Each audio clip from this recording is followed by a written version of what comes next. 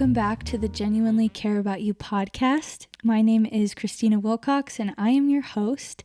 Today, things look different, don't they? We are in my living room instead of my office, but also we have a nice little cozy setup today because this is kind of what happened. I have had this episode planned for a bit about how creativity is not a dirty word, but today obviously, I love the podcast, but I had a really long day and I wasn't super excited to record an episode, and I really just wanted to do something mindless like craft or paint or make a necklace. And Noah was like, why don't you do it while you talk about creativity not being a dirty word, because that kind of fits perfectly. And so that is what we're doing. We have our little cozy setup and I have my craft here. I'm going to try and make a necklace. I don't know if you've seen those really cute, chunky, almost like childlike, kid-like beaded necklaces. I don't know if they're still in. I don't really care. This is all that I have, and it's fun. The color scheme we're going for, if you can see, it's like a turquoise, yellow, pink, lavender.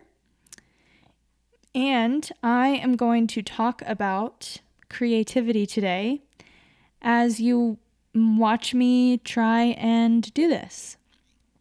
I hope you are well. I hope you have had a good week. I have really been amazed at some of the responses I've gotten since posting more consistently on the podcast page. I really am trying to do that, and I appreciate you guys being engaged so much. It helps me so much. So yeah, let's dive right on in. I've had such an interesting relationship with creativity from a young age. My mom comes from a very musical and intellectual family, and my dad is second generation American.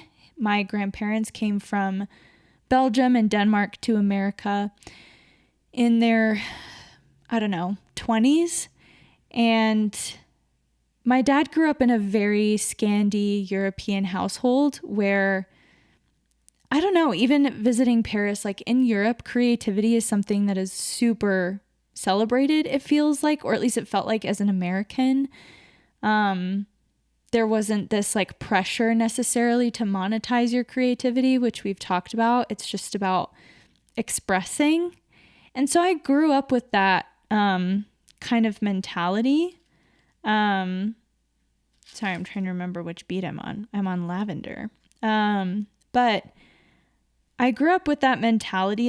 In my house, I was always being encouraged to paint and sing and play my guitar and tap dance and put on plays. And obviously a lot of people experience that, but it just was I feel like kind of unique with how much it was allowed in my house. It was just something that was really valued and encouraged. And it wasn't until I kind of went into the real world that I realized why my dad kind of used his creativity in all these different ways to make a living.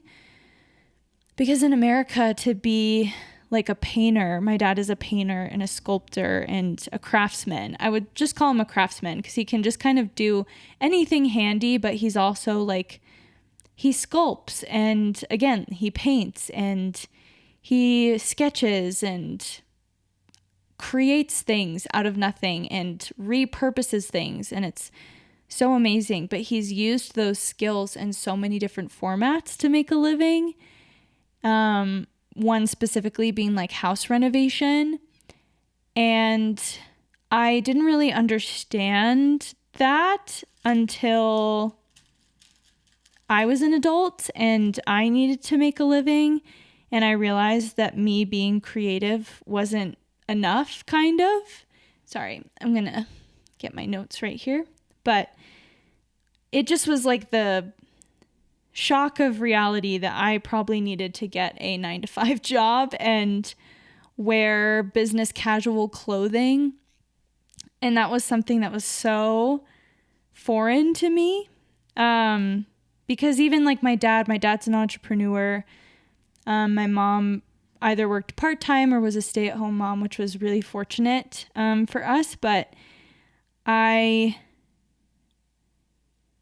it was kind of jarring to go from this space where like being creative and just like expressing yourself in that way when it was super celebrated to going to how can you make this something that you're successful at and defined by almost.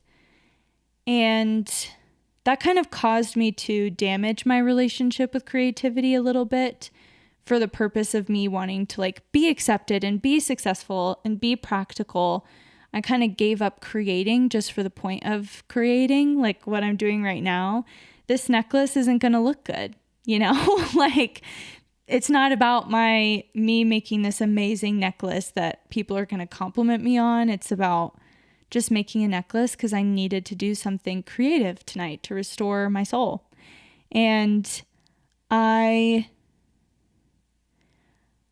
ironically, when my Instagram first started to go, I call it nichely viral because I didn't go truly viral, but in the niche of the Enneagram, definitely kind of exploded a bit.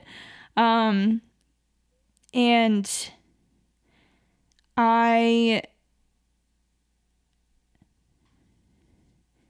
it's just funny because that was my Instagram was a creative outlet for me.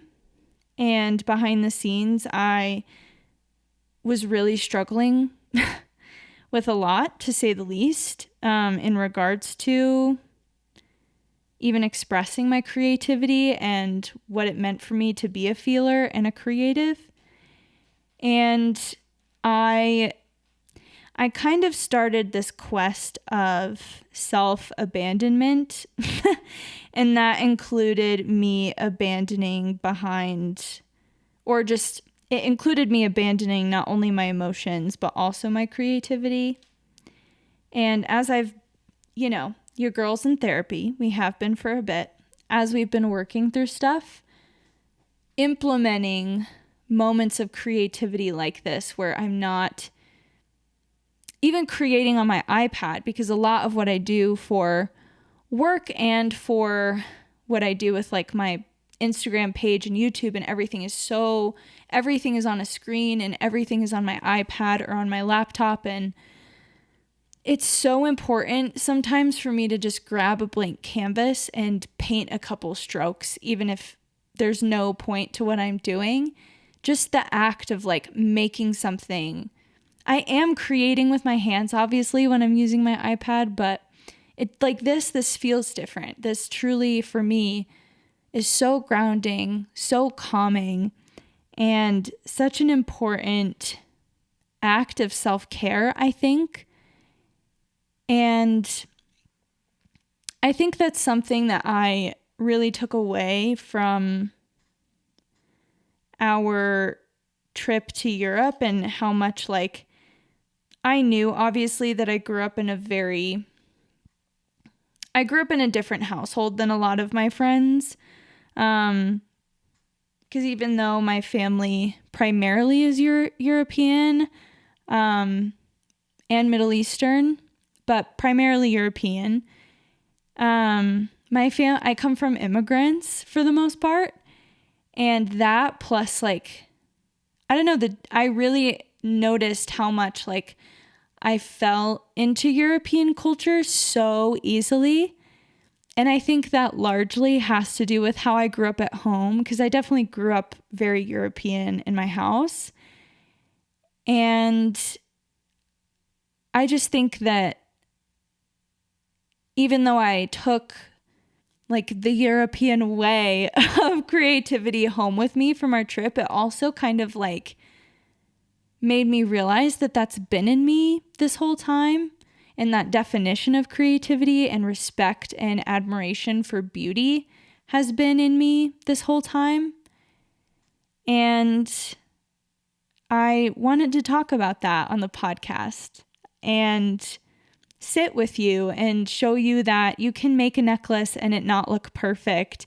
You can make a necklace even if you think you're going to be overthinking and perfectionistic the whole time. Like, you can do anything creative that you want with no purpose, solely just to sit here and do this thing with your hands.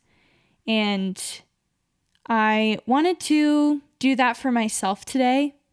And I hope that it can set an example for you or give you permission to settle into that rhythm that maybe feels intimidating or you've overthought a little bit. Because I know I definitely have. It's taken me a while to be like, I'm really not that good at crafting. Like, I'm really not. I have some friends who can craft, like they're crafters. And I'm not one of those people, but I enjoy it because it gets me off my phone. It gets me out of my head. It just like helps ground me so much. And I really wanted to share that with you today. And this was also kind of a shorter episode, I think. I can't see the time this time.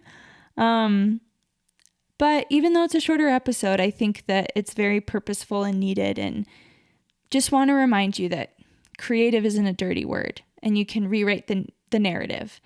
Loving crafts isn't a dirty thing or a too much thing or a too feminine thing or too whatever. Like, it's just being creative, and you're allowed to sense beauty and feel it deeply, and you're allowed to be affected by beauty and affected by creativity. That's such a gift. I truly believe it is a gift from God to be able to be affected by creativity. So don't take it lightly. Try not to listen to what anyone says about it. I know it's really hard. I can't even speak to that. But yeah, I hope you enjoyed this little episode. I hope that you sat with your tea while listening to it, or I have encouraged you to light a candle, grab your tea, turn up the hookah. That is the most American way I could have possibly said that. And hygge, by the way, is a Danish word for like well-being and coziness. And I've talked about it on my Instagram. I recently did a post about it on my main account. And I would highly recommend looking up hygge if you haven't already. It might also encourage you and show you even some of like the science behind it and the science of happiness and well-being and coziness and creativity. But I hope this encourages you wherever you are today. Whether you're having a slow morning or you'll be able to have a slow afternoon or evening, to make some time to just be creative and express yourself. I love you all, and I can't wait to chat on the next episode. Take good care. Bye.